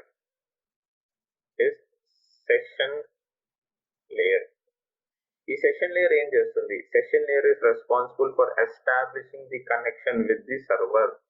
ఇప్పుడు మన facebook.com సర్వర్ కి రిక్వెస్ట్ పంపిస్తేనే ఆ facebook.com సర్వర్ వచ్చి రెస్పాన్స్ పంపిస్తుంది. సో ఈ session layer is responsible for all of that. ఇక్కడ ఏం చేస్తుందంటే సెషన్ లేయర్ బేసికలీ సర్వర్ ఏదైతే రెస్పాన్స్ పంపిస్తుందో దాంట్లో లెట్స్ సే ఆ సర్వర్ పంపించిన రెస్పాన్స్ లో 2 ఇమేజ్లు ఒక టెక్స్ట్ ఉందనుకోండి. ఇప్పుడు లేకపోతే మన ఫేస్బుక్ ఎగ్జాంపుల్ లోనే ఈ ఫేస్బుక్ అనేది ఒక ఇమేజ్, ఇదంతా టెక్స్ట్, రైట్. ఈ login buttons, create new account, ఇదంతా టెక్స్ట్. లెట్స్ సే ఫేస్బుక్ అనే ఇమేజ్ రాలేదనుకోండి, రైట్. సర్వర్ నుంచి రెస్పాన్స్ వస్తున్నప్పుడు ఈ ఫేస్బుక్ అనే ఇమేజ్ రాలేదనుకోండి మన దగ్గరికి, then how will we know that this is Facebook, అంటే రియల్ ఫేస్బుక్ అనేది మనకి ఎలా తెలుస్తుంది, రైట్. So there is always a doubt about that, అది రియల్ గా ఫేస్బుక్ అయినా లేకపోతే ఇంకే అప్లికేషన్ అనేది మనకి తెలియదు. అందుకోసం మనం ఏం చేస్తాం, ఈ నెట్వర్క్ లేయర్ లో మీరు చూసినట్టయితే we will get a image file also, png preview. ఇది కాదు ఓకే. ఈ ఐకన్స్ ఎక్కడ ఉన్నాయో, చిన్న ఫేస్బుక్ ఐకన్, ఇది కూడా ఒక ఇమేజ్ లో వచ్చింది.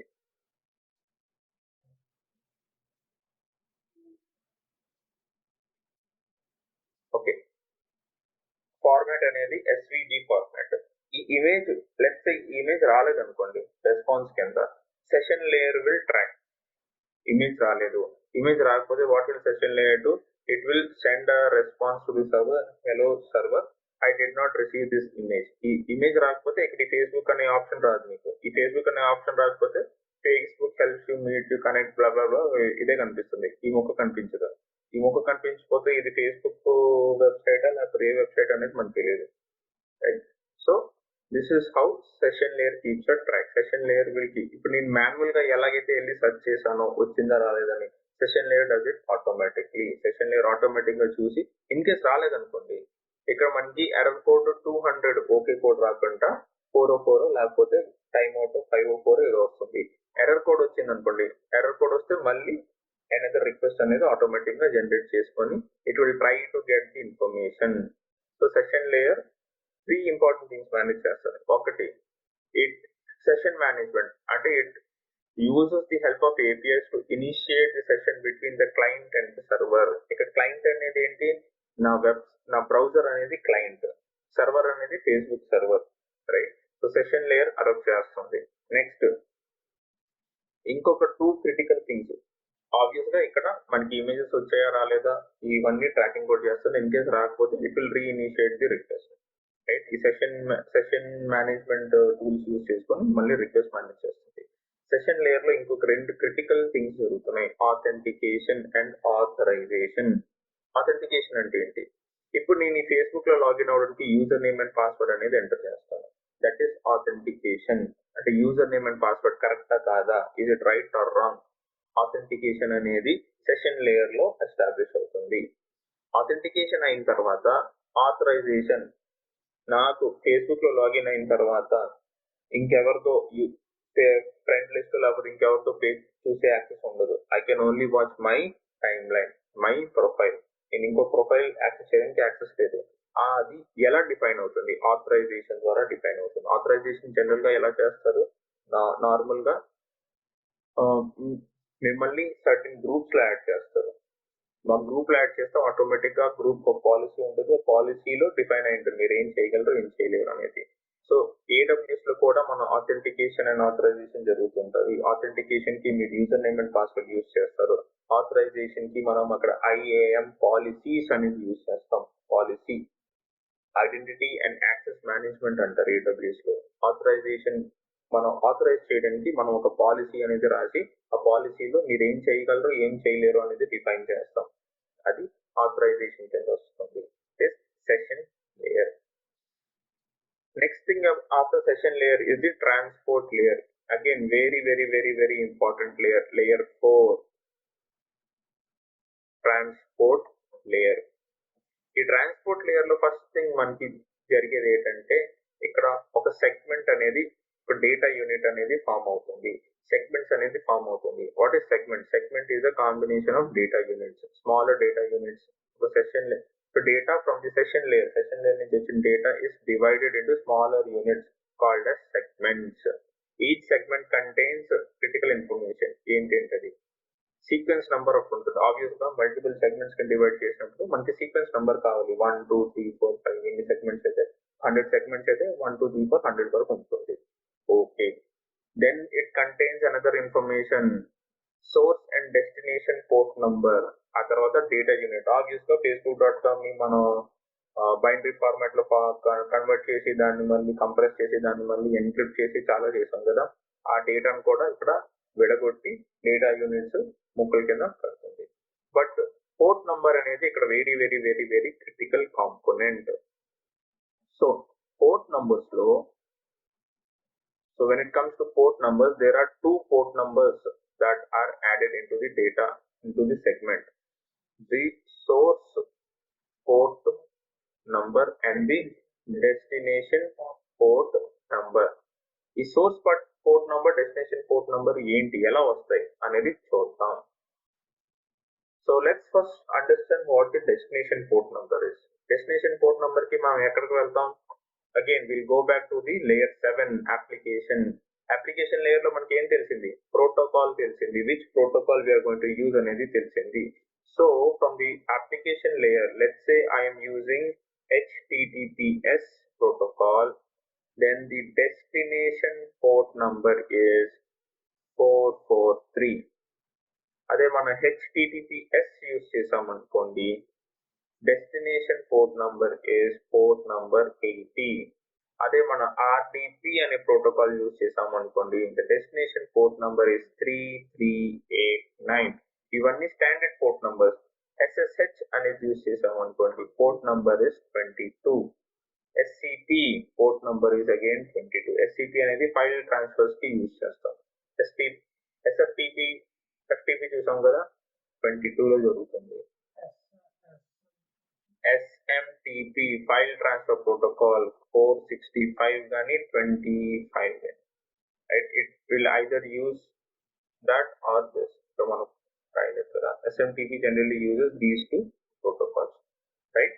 సో ఇలా మనకి పోర్ట్ నంబర్స్ అనేవి డిఫైన్ అవుతున్నాయి. Very very very very important port numbers అనేవి డిఫైన్ అవుతున్నాయి ఇక్కడ, right? This is the transport layer. Source port number ఏంటి? Now then what is the source port number, right? Will discuss source port number AWS లో classes మధ్యలో I will come and discuss source port number. Source port number ఎలా define అవుతుంది అనేది మనం అప్పుడు discuss చేద్దాం. ఈ పోర్ట్ నంబర్స్ ని ఎఫామరల్ పోర్ట్స్ అంటారు. మన యూట్యూబ్ ఛానల్లో ఆల్రెడీ ఒక వీడియో ఉంది తెలుగులోనే ఎఫామరల్ పోర్ట్స్ గురించి.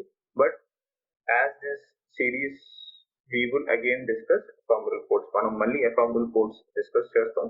But if someone is interested I will also add this in the I card, information card లో ఎనేబుల్ చేస్తాను. మీకు డిస్క్రిప్షన్ లో కింద లింక్ కనిపిస్తుంది, ephemeral ports వీడియో లింక్ కనిపిస్తుంది. మీకు definitely can go ahead and check. But we will discuss this in AWS class, right? So source port number, the destination port number అనేది define అయిపోయింది. ఇప్పుడు సెషన్ లేయర్, ట్రాన్స్పోర్ట్ లేయర్ ఇంకొక critical work చేస్తుంది, that is rate control. Rate control కి very simple example ఏంటి? Let's say మీ దగ్గర ఒక పాత మొబైల్ ఫోన్ ఉంది, 3G ఫోన్, మీ దగ్గర ఒక కొత్త 5G ఫోన్ ఉంది, రైట్?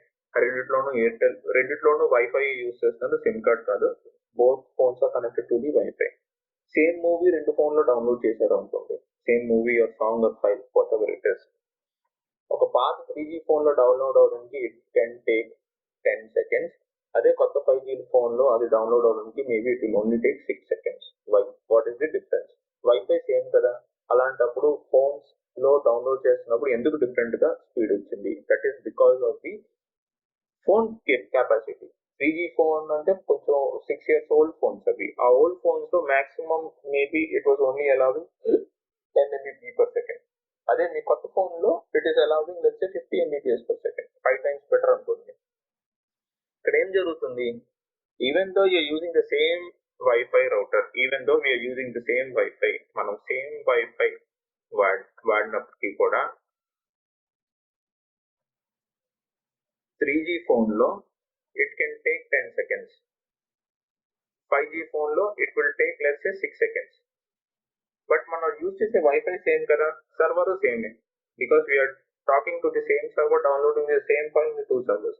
సో ఇక్కడ ట్రాన్స్పోర్ట్ లేయర్ ఏం చేస్తుంది? In between there is the transport layer అంటే మన ల్యాప్టాప్స్ లోనే ట్రాన్స్పోర్ట్ లేయర్. ట్రాన్స్పోర్ట్ లేయర్ ఏం చేస్తుంది అంటే రేట్ కంట్రోల్ చేస్తుంది.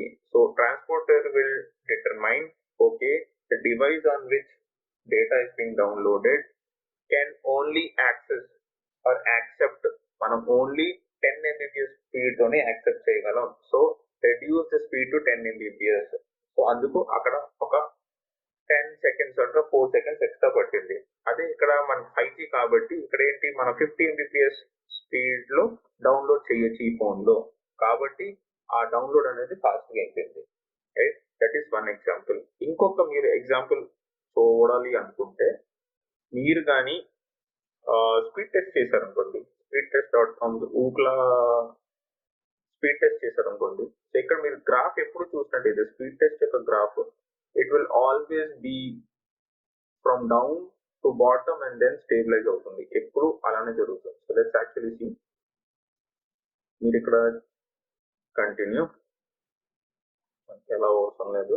ఇక్కడ మీరు చూసినట్టయితే కింద నుంచి స్టార్ట్ అయ్యి పైకి వెళ్ళి మళ్ళీ స్టేబుల్ అయిపోయింది. సో బేసిక్లీ దీని అర్థం ఏంటి? ఇది డౌన్లోడ్ స్పీడ్. ఈ డౌన్లోడ్ స్పీడ్ యొక్క అర్థం ఏంటి?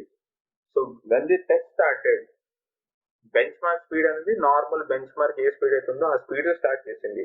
But soon the transport layer realize that this laptop and this internet connection is capable of 100 Mbps కా డౌన్లోడ్. సో అది 100 Mbps డౌన్లోడ్ కి స్టేబిలైజ్ అయిపోయింది, ఎలా ముందుకు వెళ్ళిపోయింది. Same thing happening with the upload speed. Upload speed చేస్తున్నప్పుడు initially తక్కువ upload speed వచ్చింది, గ్రాఫ్ లో మీరు చూసినట్టయితే గ్రాఫ్ వెళ్ళిపోయింది. బట్ మీరు ఆ గ్రాఫ్ లో చూసినట్టయితే ఇనిషియల్లీ తక్కువ స్పీడే వచ్చింది. Then again it slowly went ahead. This is the transport layer doing its job. Transport layer అనేది రేట్ కంట్రోల్ చేస్తుంది కాబట్టి మీకు అలా రేట్ కంట్రోల్ అయింది. ఇనిషియల్ లో మీకు తక్కువ స్పీడే ఉంటుంది, బట్ ట్రాన్స్పోర్ట్ లేయర్ ఎప్పుడైతే దాని రేట్ కంట్రోల్ ని స్టెబిలైజ్ చేస్తుందో మీకు స్టేబుల్ స్పీడ్ అనేది వచ్చేస్తుంది. అందుకే మీరు ఎప్పుడు ఏ ఫైల్ డౌన్లోడ్ చేసినా లార్జ్ ఫైల్స్, మూవీస్ కానీ ఫైల్స్ కానీ గూగుల్ డ్రైవ్ నుంచి పెద్ద files, initially the download 1 hour left 2 hours left అని ఉంటుంది. స్లోగా మీరు ఒక 1 minute తర్వాత చూస్తే 10 minutes left, 5 minutes left, 2 minutes left వచ్చేస్తుంది. ఎందుకంటే ఆ రేట్ కంట్రోల్ అనేది రేట్ ని ఆటోమేటిక్ గా స్టెబిలైజ్ చేసుకుంటుంది. This is another thing that is happening in transport layer is error control. ఏంటి ఎర్రర్ కంట్రోల్? ఇందాక మనం ఈ ఫేస్బుక్ ఎగ్జాంపుల్ లో ఈ ఫేస్బుక్ అనే ఇమేజ్ రాకపోతే ఎలా అనుకున్నాం కదా, but how will the session layer know that the Facebook image did not come? అసలు ఇమేజ్ రాలేదని ఎలా తెలుస్తుంది? ట్రాన్స్పోర్ట్ లేయర్ ఎర్రర్ కంట్రోల్ చేస్తుంటది. అంటే transport layer will make a track of every data unit that is coming in and going out. ఎన్ని data units వస్తాయని expectation ఉంటుంది transport layer కి. If it does not get all the data units then it will give an error control. Okay, so this is very very very very important thing. Protocols వచ్చినప్పుడు in transport layer we have two protocols, TCP and UDP, transmission control protocol and user datagram protocol. UDP అనేది broadcast, general గా broadcast కి వాడతాం. అంటే మన server నుంచి broadcast చేసేస్తాము, మీరు రిసీవ్ అయ్యారా అవ్వలేదా అనేది it's totally depends upon the communication and the network. General గా ఏం జరుగుతుంది, యూడిపి అనేది లైవ్ మ్యాచెస్ వస్తాయి కదా, అలాంటి యూడిపిలో జనరల్ గా బ్రాడ్కాస్ట్ చేస్తారు. వై? బికాస్ లైవ్ మ్యాచ్ లో ఈవెన్ మధ్యలో ఒక 1000 ఫ్రేమ్స్ రావాలనుకోండి, మధ్యలో 10 ఫ్రేమ్లు రాకపోయినా అదేదో రెజల్యూషన్ దాన్ని అడ్జస్ట్ చేసుకొని ఆటోమేటిక్ గా ప్లే చేసేస్తుంది. అంతేగాని మీకోసం లైవ్ మ్యాచ్ ఆపేసి నాకు డేటా వచ్చేంత వరకు నేను నెక్స్ట్ సెకండ్ ప్లే చేయను అనుకొని ఆగదు కదా, right? It has to play 24 frames every second.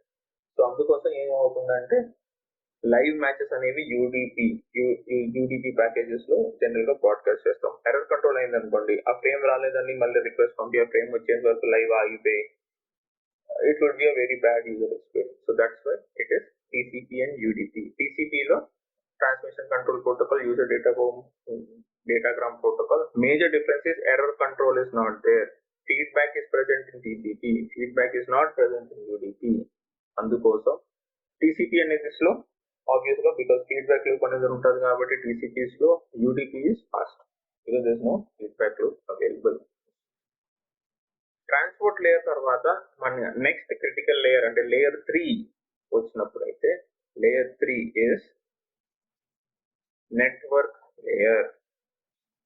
Network layer ఏం చేస్తారు, మన ట్రాన్స్పోర్ట్ లేయర్ లో మనకి డేటా యూనిట్ ఉంది కదా, డేటా యూనిట్ అంటే సెగ్మెంట్స్ ఉన్నాయి కదా, these segments what are it is containing data unit ఉంది, సోర్స్ పోర్ట్ నంబర్ ఉంది, డెస్టినేషన్ పోర్ట్ నంబర్ ఉంది, సీక్వెన్స్ నంబర్ ఉంది. ఈ సెగ్మెంట్ అనేది ఇంకా డివైడ్ అవుతుంది. దీనికి ఒక 2 ఇంపార్టెంట్ పాయింట్స్ యాడ్ అవుతాయి. ఏంటి అవి? ఐపీ అడ్రసెస్ అనేవి యాడ్ అవుతాయి. ఐపీ అడ్రసెస్ కూడా 2 ఉంటాయి. One is the source IP address and destination IP address. Destination IP address అలాగ వస్తుంది, వెరీ సింపుల్. facebook.com కి ns లుకప్ facebook.com చేసాం అనుకోండి, 57.144.122.1. This is the destination IP address. What is the source IP address? Source IP address అనేది IP config చేసాము అనుకోండి, మన వైఫైకి ఈ వైఫై అడ్రస్ అడాప్టర్ నాకు IPv4 అడ్రస్ ఏదిస్తే అది నా ప్రైవేట్ ఐపీ అడ్రస్. సో ఈ source IP address destination private IP address అనేది ఈ సెగ్మెంట్ కి యాడ్ అయితే అది ఒక డేటా ప్యాకెట్ కింద మారిపోతుంది. Very simple. 2 IP addresses add అయిపోయి ఒక డేటా ప్యాకెట్ కి మారిపోతుంది. సోర్స్ ఐపీ అడ్రస్ అంటే మన laptop IP address and destination IP address ఇది server IP address, and server ఏదైతే అది దాని ఐపీ అడ్రస్. ఈ నెట్వర్క్ లేయర్ నుంచి డేటా అనేది ముందుకు ఎక్కడికి వెళ్తుంది? డేటా లింక్ లేయర్ కి వెళ్తుంది. ఈ డేటా లింక్ మీరు ఇది చూసినట్టయితే మనం ఫస్ట్ డే క్లాస్ లో అంటే డే 2 క్లాస్ లో మనం బేసిక్స్ ఆఫ్ కంప్యూటర్ చూసినప్పుడు ఈ ఇమేజ్ చూసాం. దీన్నే నెట్వర్క్ ఇంటర్ఫేస్ కార్డ్ అంటాం. ఈ నెట్వర్క్ ఇంటర్ఫేస్ కార్డ్ కి ఒక MAC అడ్రస్ అనేది ఉంటుంది. ఆ MAC అడ్రస్ అనేది యూనిక్ అడ్రస్. సో ఈ నెట్వర్క్ లేయర్ నుంచి డేటా ప్యాకెట్ అనేది డేటా లింక్ లేయర్ కి వెళ్ళి ఒక ఫ్రేమ్ కింద మారిపోతుంది. ఈ ఫ్రేమ్ లో ఏం యాడ్ అవుతుంది? MAC అడ్రస్ యాడ్ అవుతుంది.